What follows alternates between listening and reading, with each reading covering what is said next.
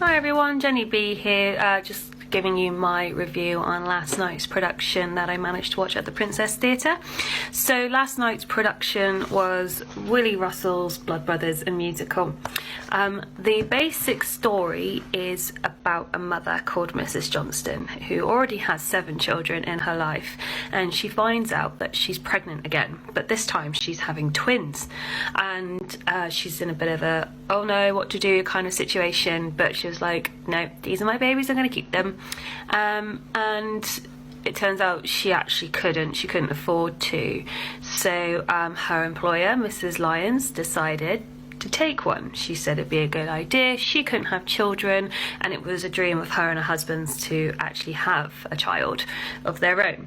So after some time, obviously 9 months pass, the twins are born, Mickey and Eddie, and unfortunately the day comes when one is having to be taken away. Mrs. Johnson obviously isn't entirely happy about it. There are her children naturally, and she has to unfortunately say goodbye to a child she will never get to see grow up.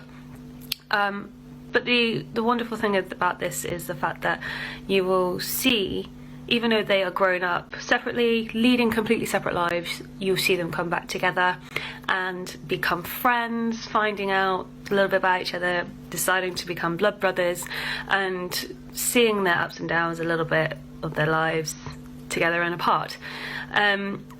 And how they also have a wonderful friendship, and as well as fall in love with the same girl, but more on that if you go and watch the show, and how unfortunately they are torn apart by tragedy at the end.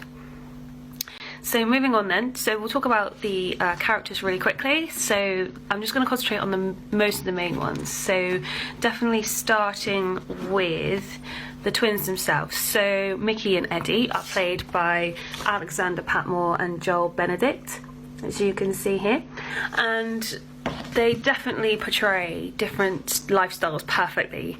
Alexander Patmore, who is Mickey, you see him the most. He has the largest parts of the entire production next to Mrs. Johnson, the mother, and he's so good. It was really good how Alexander actually portrayed it.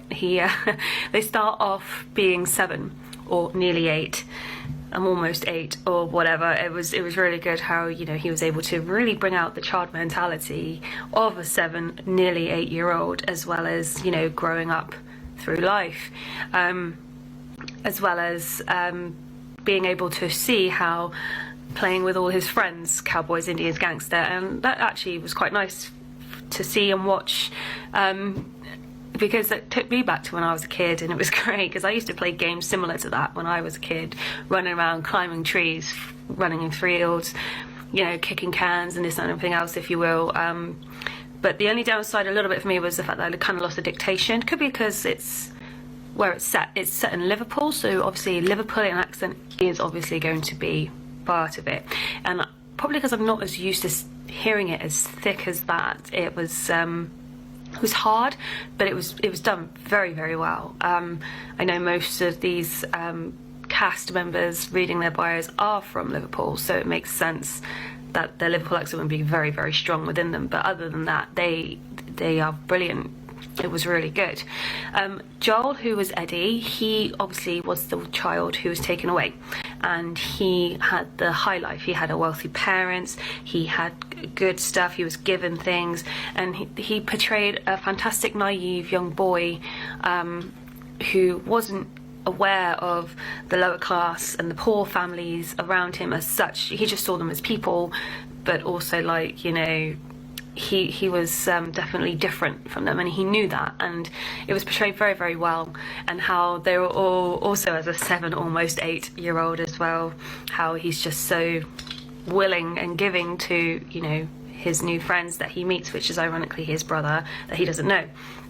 Fantastically done, and their chemistry together was brilliant. You wouldn't think sometimes people like that would, but you just don't see it, and it was brilliant. They were great. They instantly created a mesh. They instantly created that twin bond that you would normally expect to see with twins, and they just portrayed it fantastically together, even when they had their little fallouts in the show as well as part of it. That was brilliant. They just really did fantastically well. The first parent we will talk about is the adoptive mother, Mrs. Lyons, and we'll also bring Linda, the girlfriend of Mickey, and girlfriend and wife of Mickey, in this show.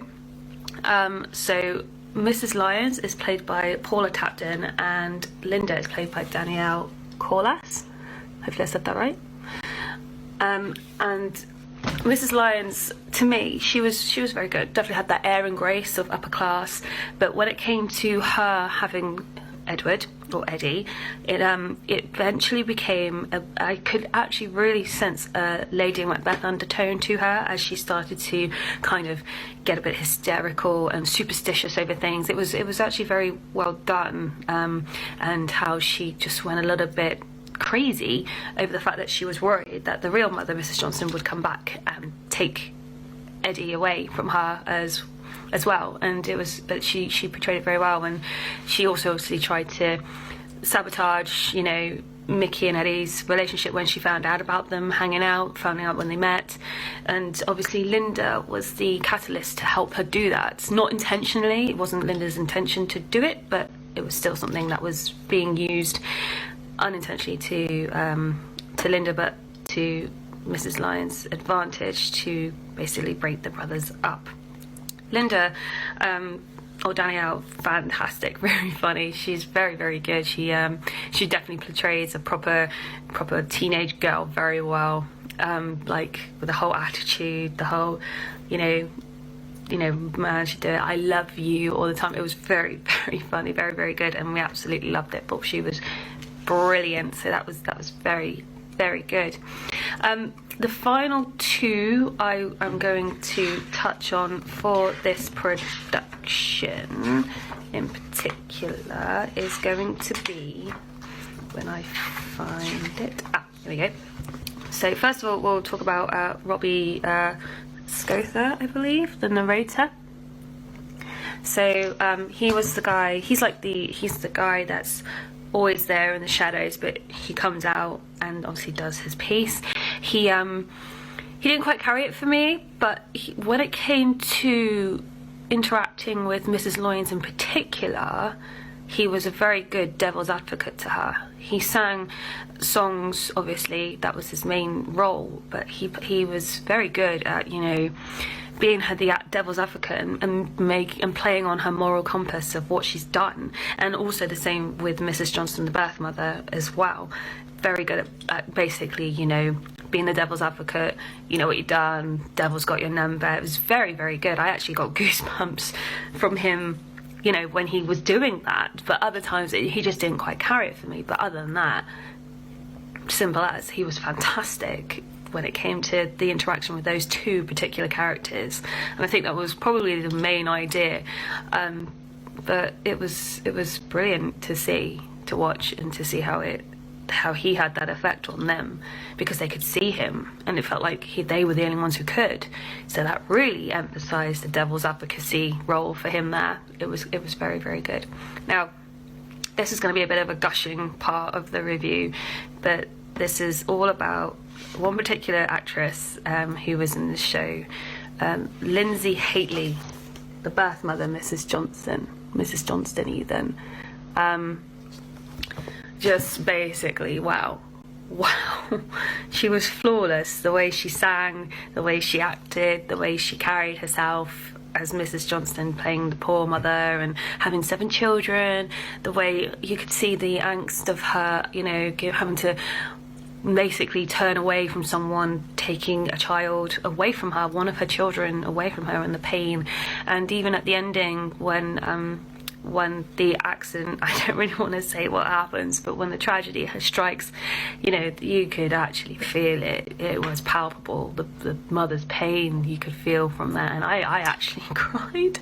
Actually made me cry. It was brilliant. I couldn't help it. It was fantastic to watch.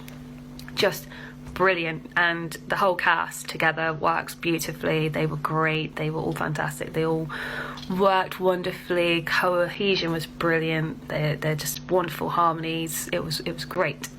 So then moving on to the songs, so here are all the musical numbers here. So as you can see, the show is actually divided into 2 acts. So the first one is obviously when the boys are born and separated, and the second one is, so this is their childhood, and this is obviously when they're adults here. And the songs, absolutely, my favourite one was obviously when Mrs. Johnson was singing about Marilyn Monroe. I was actually pretty much singing along with it. I kind of could guess when Marilyn Monroe phrase was coming up, and I was full on like getting into it, and you know, it was really good. Some really fun jazzy numbers in there, as well as some proper hard-hitting things as well, hard-hitting numbers. The narrator actually sings The Devil's Got Your Number, or I think it's actually called Shoes Upon the Table. So obviously that relates to superstition.